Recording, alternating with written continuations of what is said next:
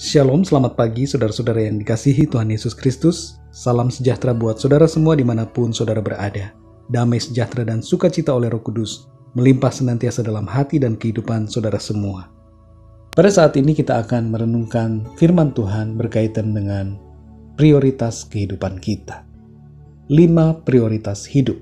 Ketika diperhadapkan dengan pekerjaan dan istri yang hendak melahirkan, manakah yang saudara akan pilih? Mendahulukan pekerjaan atau menemani istri melahirkan? Ketika diperhadapkan dengan memilih Tuhan Yesus atau memilih untuk menuruti keinginan keluarga yang membenci Tuhan Yesus, manakah yang kita utamakan? Menuruti keinginan keluarga atau memilih ikut Tuhan Yesus? Seringkali situasi dalam hidup kita tidak sedilematis peristiwa yang dihadapi oleh Sadrak, Mesak, dan Abednego, di mana mereka harus memilih untuk taat pada Tuhan atau taat pada manusia yang konsekuensinya hidup atau mati. Kita perlu meminta hikmat Tuhan untuk menentukan prioritas hidup kita. Ada suami istri yang sibuk bekerja di sebuah perusahaan terkenal sampai tidak punya waktu untuk anak mereka. Hingga suatu saat anak mereka meninggal. Lalu di titik itu mereka menyadari bahwa selama ini mereka telah mengabaikan anak mereka. Mereka berdua kemudian memutuskan berhenti bekerja karena rasa penyesalan yang mendalam. Meskipun hal itu tidak mengembalikan anak mereka. Saudara yang dikasihi Tuhan, bagaimanakah prioritas hidup saudara? Manakah yang saudara dahulukan? Apakah pelayanan gereja menjadi yang utama lebih daripada keluarga? Ada orang yang hebat dalam pekerjaannya, tapi gagal dalam rumah tangga. Ada orang yang hebat dalam pelayanan gereja, tapi gagal dalam melayani keluarganya. Ini bukanlah sesuatu yang baik. Oleh karena itu kita harus mengerti, memahami apa yang seharusnya menjadi prioritas kehidupan kita. Kita harus punya prioritas yang benar dan seimbang dalam hidup kita. Saya akan menyampaikan dalam renungan kali ini 5 prioritas penting dalam kehidupan kita.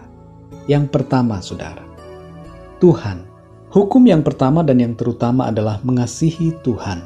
Dalam Markus 12 ayat 30 tertulis, "Kasihilah Tuhan Allahmu dengan segenap hatimu dan dengan segenap jiwamu dan dengan segenap akal budimu dan dengan segenap kekuatanmu."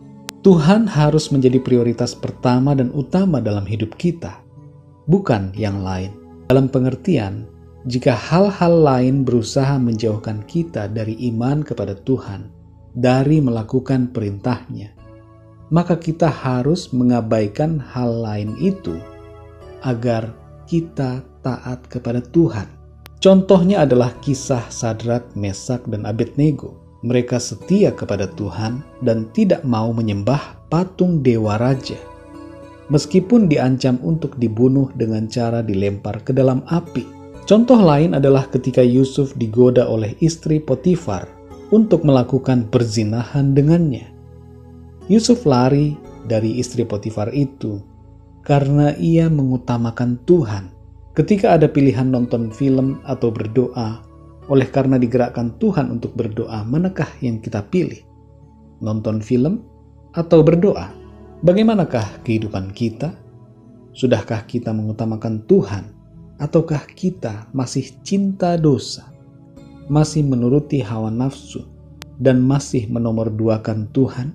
Ketika keluargamu menyuruh memilih tinggalkan Tuhan Yesus atau putus hubungan keluarga, manakah yang saudara pilih? Dalam Matius 10 ayat 37 tertulis, perkataan Tuhan Yesus, "Barang siapa mengasihi bapa atau ibunya lebih daripadaku, ia tidak layak bagiku. Dan barang siapa mengasihi anaknya laki-laki atau perempuan lebih daripadaku, ia tidak layak bagiku." Kita harus mengasihi Tuhan Yesus dengan hati yang sungguh-sungguh dan total, lebih daripada mengasihi apa yang ada di dunia ini. Yang kedua, saudara, keluarga. Dalam hal ini, keluarga yang dimaksud adalah orang tua kita, istri atau suami kita, dan anak-anak kita. Kita harus mengasihi mereka karena perintah kedua yang juga utama adalah mengasihi sesama.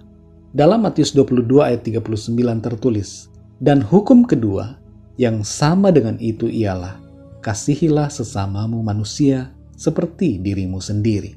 Tuhan menghendaki agar kita mengasihi sesama kita.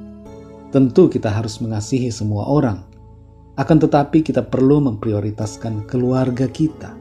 Jangan sampai ada yang mengasihi istri tetangga lebih daripada mengasihi istrinya sendiri, atau mengasihi teman kantor lebih daripada mengasihi suami sendiri. Hati-hatilah jangan sampai kita terjerat dosa oleh karena alasan kasih kepada sesama. Keluarga perlu kita prioritaskan, dan bersama keluarga kita hendaklah kita mengasihi dan melayani Tuhan. Dalam Yosua 24 ayat 15 tertulis, perkataan Yosua, "Tetapi aku dan seisi rumahku, kami akan beribadah kepada Tuhan." Saudara yang dikasihi Tuhan, ada begitu banyak firman Tuhan yang mengajar kita untuk mengasihi keluarga, mengasihi orang tua, mengasihi istri, mengasihi suami, mengasihi anak-anak. Dalam Matius 19 ayat 19 tertulis agar kita menghormati ayah dan ibu kita. Dalam Efesus 5 ayat 28 tertulis agar suami mengasihi istri. Dalam Efesus 5 ayat 22 tertulis agar istri tunduk kepada suami, di mana hal ini sama hakikatnya dengan perintah untuk mengasihi suami. Dan dalam Efesus 6 ayat 4 tertulis perintah untuk mendidik anak dalam kasih Tuhan. Firman Tuhan mengajar kita untuk mengasihi keluarga kita. Apabila pelayanan gereja membuat anak-anak kita terabaikan, maka perlu kita introspeksi diri. Jangan sampai kita lalai melayani keluarga kita sendiri. Begitu juga bila pekerjaan kita membuat keluarga kita terabaikan, maka kita perlu introspeksi diri dan lakukan suatu perubahan. Ada suami yang bekerja bertahun-tahun terpisah dari istri dan anak-anaknya. Ia tinggal jauh dari istri dan anak-anaknya karena alasan mencari uang. Saudara yang dikasihi Tuhan, untuk apa cari uang bertahun-tahun, bahkan puluhan tahun, tanpa kejelasan hingga mengabaikan keluarga? Kita perlu banyak berdoa dan minta hikmat Tuhan, mengandalkan Tuhan senantiasa, agar tidak gagal fokus hingga lupa prioritas hidup kita. Yang ketiga, saudara, pekerjaan. Bekerja adalah perintah Tuhan. Kita perlu bekerja dan jangan sampai kita melalaikan pekerjaan demi yang lain. Kita harus rajin dan jangan malas. Tapi firman Tuhan mengajar kita untuk tidak menghabiskan semua waktu dan tenaga kita untuk bekerja. Kita harus punya waktu untuk istirahat dan keluarga serta hal-hal lain yang juga penting. Dalam 2 Tesalonika 3 ayat 10-11 tertulis, "Sebab juga waktu kami berada di antara kamu, kami memberi peringatan ini kepada kamu. Jika seorang tidak mau bekerja, janganlah ia makan. Kami katakan ini karena kami dengar bahwa ada orang yang tidak tertib hidupnya dan tidak bekerja, melainkan sibuk dengan hal-hal yang tidak berguna." Yang keempat, saudara, pelayanan. Pelayanan yang dimaksud di sini bisa saja merupakan pekerjaan. Bila kita adalah pelayan Tuhan yang bekerja di gereja atau di organisasi rohani. Bila demikian halnya, maka pelayanan adalah sebuah pekerjaan yang menjadi fokus dan salah satu prioritas kita. Melayani Tuhan adalah panggilan hidup kita, panggilan hidup saya dan saudara. Pekerjaan pun adalah sebuah panggilan. Pekerjaan dan pelayanan bisa ada di urutan yang sama atau disesuaikan dengan keadaan. Dalam Roma 12 ayat 11 tertulis, "Janganlah hendaknya kerajinanmu kendor, biarlah rohmu menyala-nyala, dan layanilah Tuhan." Yang kelima, saudara, komunitas sosial, saudara, teman, atau sahabat kita. Saudara yang dikasihi Tuhan, saudara bisa menambahkan daftar prioritas yang lainnya sesuai dengan keadaan saudara masing-masing. Berdoalah, minta hikmat Tuhan untuk dapat memahami apa yang seharusnya menjadi prioritas saudara dan apa yang dikehendaki Tuhan dalam kehidupan saudara. Jika saudara sedang studi, maka jangan lalaikan studimu. Selesaikan itu dan secara bersamaan, jangan melalaikan hal-hal lain yang menjadi tanggung jawab dan prioritas saudara. Dalam Mazmur 90 ayat 12 tertulis, "Ajarlah kami menghitung hari-hari kami sedemikian, hingga kami beroleh hati yang bijaksana." Waktu dalam kehidupan kita terus berjalan. Biarlah kita belajar menghitung dan memahami waktu yang dianugerahkan Tuhan agar kita memiliki hati yang bijaksana dalam mengelola kehidupan yang Tuhan berikan kepada kita. Biarlah renungan pada saat ini memberikan pemahaman yang lebih dalam kepada saudara semua, dan Roh Kudus akan senantiasa menuntun kita untuk memahami kebenaran firman Tuhan. Mari kita berdoa. Bapa di dalam surga, terima kasih, kami mengucap syukur untuk kebenaran firman-Mu yang memberikan kepada kami kekuatan dan sukacita.